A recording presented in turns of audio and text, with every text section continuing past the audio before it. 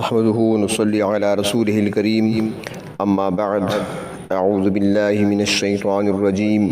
بسم الله الرحمن الرحيم وإن كنتم على سفر ولم تجدوا كاتبا فرهان مقبوضة فإن أمن بعضكم بعضا فليؤد الذي اؤتمن أمانته وليتق الله ربه ولا تكتموا الشهادة ومن يكتمها فإنه آثم قلبه والله بما تعملون عليم صدق الله مولانا العظيم اللهم صل على سيدنا محمد وعلى آل سیدنا محمد وبارک وسلم۔ درس نمبر 175 اور سورۃ البقرہ کی آیت نمبر 283۔ اس سے پہلے لین دین سے متعلق معاملات کا ذکر تھا، وہاں پر 2 احکام بیان فرمائے گئے۔ پھر اللہ رب العزت نے تحریر اور لکھنے سے متعلق احکام اور اس کی اہمیت کو بیان فرمایا۔ پھر ایسے معاملات میں گواہ کی ضرورت پیش آتی ہے تو گواہ کی اہمیت کو بیان فرمایا اور اس کے اصول بیان فرمائے۔ اب یہاں پر رہن سے متعلق مسائل کو بیان کیا جا رہا ہے۔ رہن کے معنی ہے کسی شے کو روک لینا۔ شریعت میں رہن اس چیز کا نام ہے جو قرض دار کسی قرض کے بدلے میں قرض خواہ کے پاس امانت رکھوائے۔ اس کے لیے لفظ گروی کا بھی استعمال ہوتا ہے۔ مثلاً ایک آدمی نے کسی سے 1000 روپے لیے اور یہ کہتے ہوئے اس کے پاس کوئی چیز رکھ دی کہ جب قرض ادا کروں گا تو اپنی چیز لے لوں گا، اس کو رہن کہتے ہیں، گروی رکھنا کہتے ہیں۔ مثلاً کسی سے 500 روپے ادھار لیے اور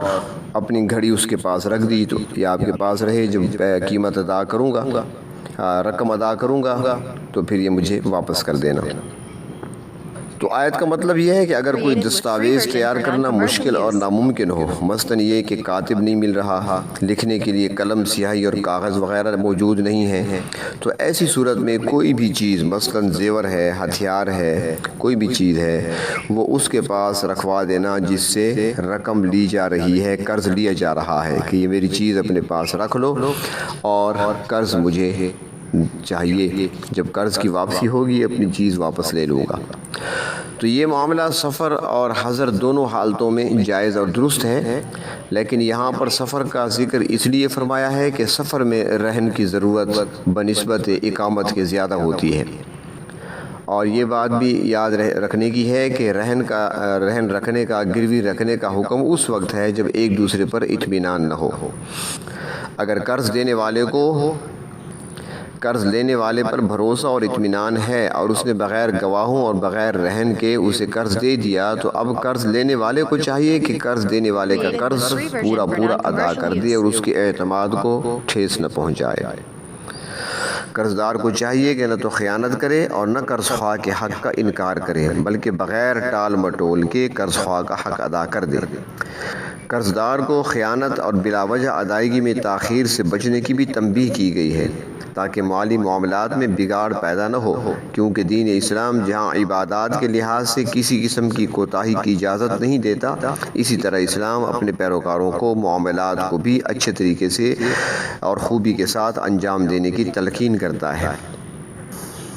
حضرت ابو ہریرہ رضی اللہ تعالیٰ عنہ سے روایت ہے ترمذی شریف جلد اول میں کہ جناب نبی اکرم صلی اللہ علیہ وسلم نے ارشاد فرمایا، مالدار آدمی کا ٹال مٹول کرنا ظلم ہے، یعنی کہ ایک شخص کے ذمے دوسرے کا قرض ہے، وہ شخص مالدار ہے اور اس کو قرض ادا کرنے کی طاقت ہے، اس کے باوجود وقت پر قرض ادا نہیں کرتا تو یہ اس کی طرف سے ظلم ہے اور اللہ تعالیٰ ظالموں کو پسند نہیں کرتے۔ اور اس میں یہ بھی ہوتا ہے کہ جب کوئی چیز رہن رکھی جاتی ہے تو اس میں ایک مقصد یہ بھی ہوتا ہے کہ اگر قرضہ کی رقم مقررہ مدت میں ادا نہ کی جائے تو قرض خواہ اس چیز کو فروخت کر کے اپنی رقم پوری کر لے اور جو باقی بچے وہ مقروض کو لوٹا دے۔ تو ارشاد ہوتا ہے وَإِن كُنتُمْ عَلَىٰ سَفَرٍ، اور اگر تم سفر پر ہو، وَلَمْ تَجِدُوا كَاتِبًا، اور کاتب نہ ملے، فَرِحَانٌ مَقْبُوضَةٌ، پس رہن ہے قبضہ کیا ہوا۔ اس آیت کریمہ میں رہن کے لیے سفر کی حالت ہونا ضروری معلوم ہوتا ہے کہ تم سفر کی حالت میں ایسا کر سکتے ہو، مگر اس بات پر فقہاء اور محدثین اعظام کا اتفاق ہے کہ یہ رہن کی صورت صرف سفر کے لیے نہیں، حضر میں بھی ایسی ہو سکتا ہے، اس عمل کی ضرورت پیش آ سکتی ہے۔ اور اقامت کی حالت میں، حضر کی حالت میں رہن خود جناب نبی کریم صلی اللہ علیہ وسلم کے عمل سے ثابت ہے۔ بخاری اور ترمذی شریف کی صحیح حدیث میں آتا ہے کہ آپ نے اپنے گھریلو اخراجات کے لیے مدینے کے ایک یہودی سے 20 صاع، بعض روایت کے مطابق 30 صاع اناج ادھار پر لیا تھا، اور اس کے بدلے میں اپنی زرہ یہودی کے پاس رہن رکھی تھی، مگر آپ صلی اللہ علیہ وسلم اپنی مبارک زندگی میں واپس نہ لے سکے، یعنی زرہ نہ چھڑا سکے، تو آپ کی وفات کے بعد حضرت ابو بکر صدیق رضی اللہ تعالیٰ عنہ نے قرض ادا کر کے وہ زرہ واپس لی۔ مقصد یہ ہے کہ رہن آپ نے مدینہ میں قیام کے دوران رکھا تھا، لہٰذا اس آیت میں سفر کی جو قید لگائی گئی ہے یہ اتفاقی ہے۔ یہاں پر ایک سوال یہ پیدا ہوتا ہے کہ جس کے پاس کوئی چیز رہن رکھی گئی ہے تو کیا وہ اس چیز سے فائدہ اٹھا سکتا ہے یا نہیں؟ مثلاً زیور کسی نے رکھوا دیا، میرا زیور اپنے پاس رکھ لو، مجھے اتنا قرض دے دو، جب قرض واپس کروں گا تو زیور اپنا واپس لے لوں گا۔ یا اس طرح کوئی باغ ہے وہ رہن رکھوا دیا، یا کوئی جانور ہے جو دودھ دینے والا ہے، بکری ہے، گائے ہے، بھینس ہے، تو کیا وہ باغ کا پھل کھا سکتا ہے؟ کیا وہ زیور پہن سکتا ہے؟ کیا وہ دودھ اس جانور کا پی سکتا ہے یا نہیں؟ تو اس معاملے میں فقہائے کرام میں تھوڑا سا اختلاف ہے۔ بعض اس کی اجازت دیتے ہیں کہ وہ استعمال کر سکتا ہے، اور بعض کہتے ہیں کہ نہیں، وہ استعمال نہیں کر سکتا، کیونکہ یہ پھر قرض پر ایک نفع ہوگا، اور قرض پر جو نفع ہے وہ سود کی ایک صورت ہے، سود بن جاتا ہے، تو لہٰذا وہ استعمال نہیں کر سکتا۔ تو اس لیے فرماتے ہیں کہ اس کو استعمال نہیں کرنا چاہیے اور اس کے استعمال میں پرہیز کرنا چاہیے۔ اس لیے فقہاء حضرات فرماتے ہیں کہ رہن شدہ چیز سے فائدہ اٹھانا کسی طرح بھی جائز نہیں ہے۔ تو فرمایا فَإِنْ أَمِنَ بَعْضُكُمْ بَعْضًا، اگر تمہیں بعض کو بعض پر اعتماد ہے، اعتبار ہو، فَلْيُؤَدِّ الَّذِي اؤْتُمِنَ أَمَانَتَهُ، تو جس شخص کے پاس امانت رکھی گئی ہے اسے چاہیے کہ اپنی امانت واپس کر دے۔ مقصد یہ ہے کہ اگر قرض دینے والا جس کو قرض دے رہا ہے اس پر اعتبار کر کے بغیر گواہ کے، بغیر کسی چیز کے رہن رکھے وہ اس کو قرض دے دیتا ہے، تو پھر قرض کی رقم مقروض کے پاس امانت ہے، اسے یہ امانت مقررہ مدت پر واپس لوٹانی چاہیے۔ اس ضمن میں جناب نبی کریم صلی اللہ علیہ وسلم کا ارشاد مبارک بھی ہے کہ چیز حاصل کرنے والے پر لازم ہے کہ وہ اسے واپس بھی کرے،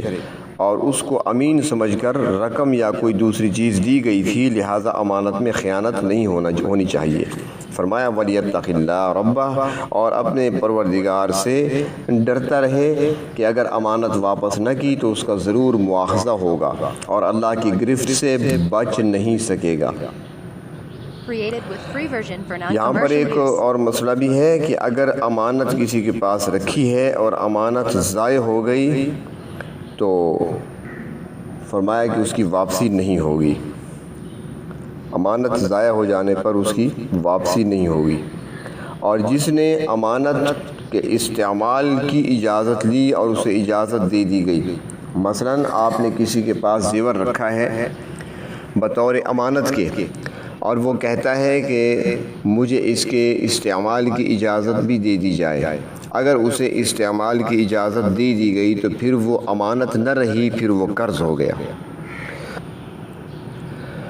گواہی کا مسئلہ پہلے بیان ہو چکا ہے کہ گواہ کون ہو، کیسا ہو، گواہی کا نصاب کیا ہے، تو یہاں پر گواہی کا ایک دوسرا پہلو بیان کیا گیا ہے کہ اگر کوئی شخص کسی معاملے کو جانتا ہے اور وہ تنازع کے تصفیہ میں معاون ہو سکتا ہے تو فرمایا وَلَا تَكْتُمُوا الشَّهَادَةَ، تو پھر شہادت کو چھپانے کی اجازت نہیں ہے۔ وَمَن يَكْتُمْهَا، اور جو کوئی شہادت کو، گواہی کو چھپائے گا، فَإِنَّهُ آثِمٌ قَلْبُهُ، تو اس کا دل گنہگار ہوگا۔ مفسرین کرام فرماتے ہیں یہاں پر دل کا اس لیے ذکر کیا گیا کہ دل جسم انسانی میں ایک اعلیٰ حیثیت کا جزو ہے، اگر دل کی اصلاح ہو جائے تو سارا جسم درست ہو جاتا ہے، اور اگر دل کے اندر بگاڑ ہو تو پورے جسم میں بگاڑ پیدا ہوتا ہے۔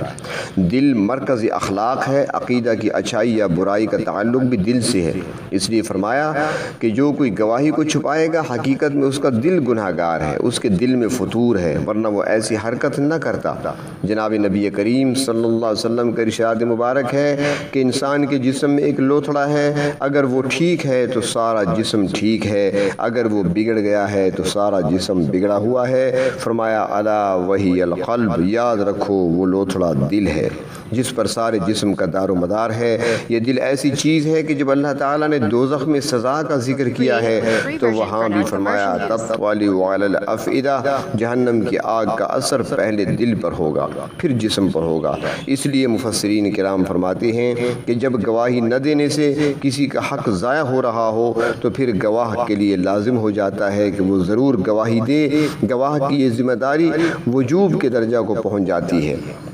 اور اگر گواہی سے انکار کرتا ہے تو کتمان شہادت یعنی گواہی کو چھپانے کا مرتکب ہو کر گناہ گار ہوگا۔ اسی طرح اگر کوئی جھوٹی گواہی دیتا ہے تو وہ بھی کتمان شہادت یعنی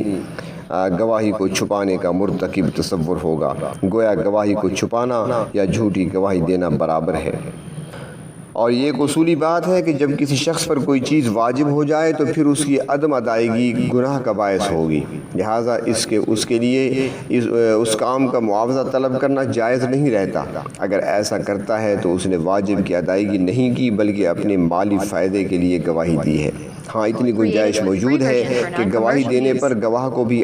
کوئی نقصان نہیں ہونا چاہیے۔ اگر وہ اپنی جیب سے کرایہ خرچ کر کے گواہی کے لیے جاتا ہے یا اپنی سواری استعمال کرتا ہے، کھانے پینے کا سامان اپنا خود انتظام کرتا ہے تو ظاہر ہے کہ اس کا مالی نقصان ہوگا۔ اگر وہ اسے خوشی سے برداشت کرنے کے لیے تیار ہے تو کوئی حرج نہیں، تاہم اگر وہ متعلقہ فریق کی سواری استعمال کرے، اس کی طرف سے کھانا کھا لے یا جس قدر اس کا خرچ ہوا وہ اس سے لے لے تو اس میں گناہ نہیں ہے۔